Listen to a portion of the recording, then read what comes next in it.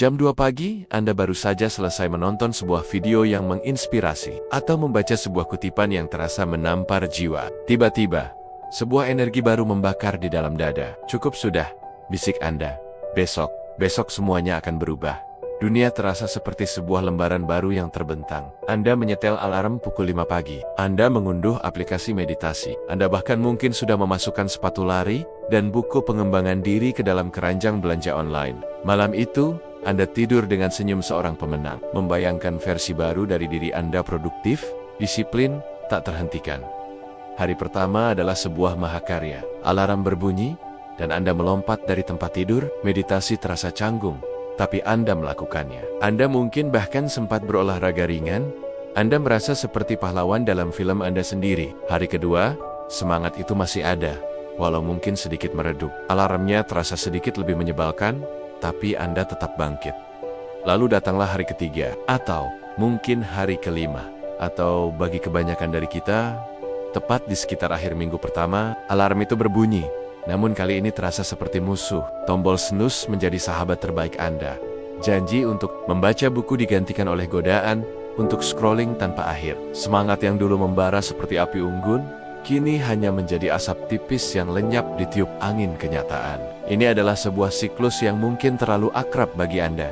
Siklus semangat di awal, lenyap seminggu kemudian. Dan setiap kali siklus ini berakhir dengan kegagalan, ia meninggalkan residu yang beracun rasa bersalah, kekecewaan pada diri sendiri, dan sebuah keyakinan yang semakin mengakar bahwa mungkin aku memang tidak punya bakat untuk disiplin. Mengapa ini terus terjadi? Apakah kita memang ditakdirkan untuk gagal? Ataukah ada sesuatu yang fundamental yang tidak pernah diberitahukan kepada kita tentang cara kerja perubahan sejati? Jawabannya ada, dan ini tidak ada hubungannya dengan kekurangan motivasi atau kekuatan tekad. Pertama-tama, dan ini adalah hal yang paling penting untuk Anda dengar hari ini, ini bukan salah Anda. Ulangi itu dalam benak Anda. Kegagalan Anda untuk konsisten bukanlah tanda kelemahan karakter. Itu adalah tanda bahwa Anda, seperti kita semua, adalah manusia. Anda mencoba melawan sistem operasi berusia ribuan tahun di dalam kepala Anda dengan strategi yang salah. Otak kita bukanlah mesin motivasi. Ia adalah mesin efisiensi dan bertahan hidup. Tujuan utamanya adalah menghemat energi sebanyak mungkin. Dan cara terbaik untuk menghemat energi adalah dengan mengulangi apa yang sudah pernah ia lakukan sebelumnya. Mengikuti jalur saraf yang sudah terbentuk tebal, yang kita sebut sebagai kebiasaan. Bayangkan Anda ingin pergi ke sebuah tujuan. Ada dua jalan. Satu adalah jalan tol yang mulus, terang, dan sudah Anda lewati ribuan kali. Satunya lagi adalah jalan setapak, menembus hutan belantara yang gelap, penuh semak berduri, dan tanpa peta. Niat Anda yang membara di jam 2 pagi mungkin berkata, "Ayo, kita terabas hutan itu." Tapi begitu fajar tiba dan Anda dihadapkan pada pilihan nyata, otak Anda, sang ahli efisiensi, akan secara otomatis berteriak, "Untuk apa repot-repot? Lewat jalan tol saja, aman, nyaman, dan tidak boros energi." Jalan tol itu adalah kebiasaan lama Anda. Hutan belantara itu adalah kebiasaan baru yang ingin Anda bangun. Anda gagal bukan karena Anda malas, tapi karena Anda meminta otak Anda untuk melakukan sesuatu yang berlawanan dengan desain dasarnya, tanpa memberinya peta atau alasan yang cukup kuat. Jadi, bagaimana cara kita menaklukkan hutan itu? Jawabannya bukan dengan memaksa diri lebih keras. Jawabannya adalah dengan menjadi lebih cerdas. Kita harus berhenti melawan otak kita dan mulai bekerja sama dengannya. Ini membawa kita pada rahasia pertama. Musuhmu bukanlah kemalasan, melainkan dopamin murahan. Dopamin adalah zat kimia di otak yang mendorong kita untuk bertindak. Ia adalah bahan bakar motivasi. Masalahnya, di dunia modern, tangki dopamin kita dibajak sejak detik pertama kita membuka mata. Notifikasi ponsel, email, guliran media sosial, semua itu adalah suntikan dopamin dosis tinggi yang instan dan mudah. Otak kita langsung berpesta pora. Konsekuensinya, ketika kita mencoba melakukan sesuatu yang penting, tapi lebih sulit seperti bekerja fokus, membaca buku, atau berolahraga, otak kita merasa itu membosankan. Ia sudah terbiasa dengan makanan cepat saji dopamin, dan kini Anda menawarinya sayuran sehat yang butuh usaha lebih untuk dinikmati. Tentu saja ia akan menolak. Solusinya adalah lakukan puasa dopamin selama 60 menit pertama setelah Anda bangun. Jangan sentuh ponsel Anda, biarkan otak Anda mereset ekspektasi kesenangannya. Ganti dengan aktivitas yang memberikan dopamin alami dan bertahap. Melihat cahaya matahari pagi, melakukan peregangan ringan, menulis jurnal, atau sekadar menikmati secangkir kopi dalam diam. Dengan begitu, saat Anda mulai bekerja, otak Anda tidak dalam kondisi sakau dan lebih siap untuk fokus. Rahasia kedua, kamu tidak bisa melakukan perubahan. Kamu harus menjadi perubahan. Hampir semua orang memulai dengan daftar tugas.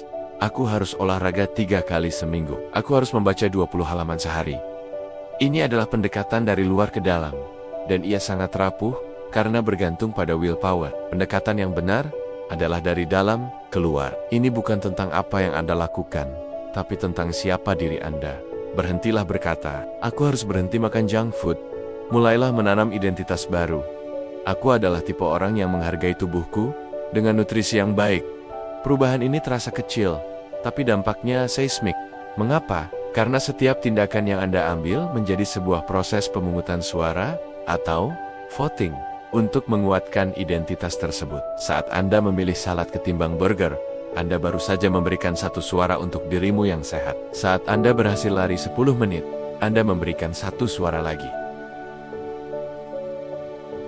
Rahasia ketiga, berhentilah mengandalkan niat, mulailah membangun sistem. Kekuatan tekad atau willpower itu seperti baterai ponsel jadul, mungkin di pagi hari dayanya 100%. Tapi, setelah dipakai untuk menahan godaan, membuat keputusan, dan melawan stres, di sore hari dayanya tinggal 10%. Mengandalkan willpower untuk konsisten adalah strategi yang pasti gagal. Faktanya, sekitar 95% dari tindakan harian kita tidak dipicu oleh keputusan sadar, melainkan oleh lingkungan di sekitar kita. Jadi, solusinya bukanlah dengan memperkuat niat Anda, melainkan dengan merekayasa lingkungan Anda.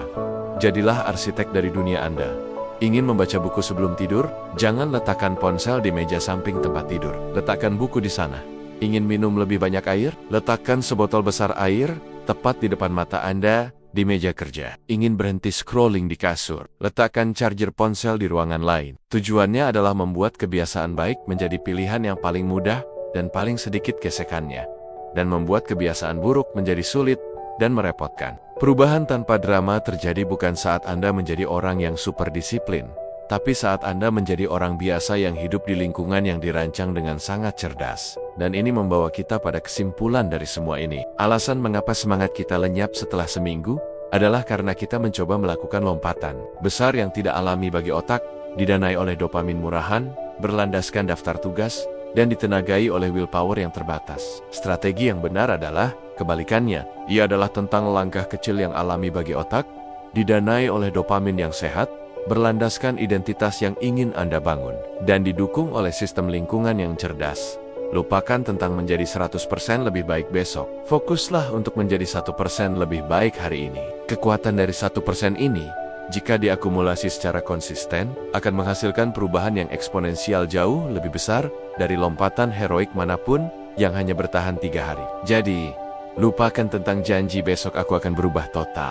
Ganti itu dengan sebuah pertanyaan yang jauh lebih kuat, lebih lembut, dan lebih efektif.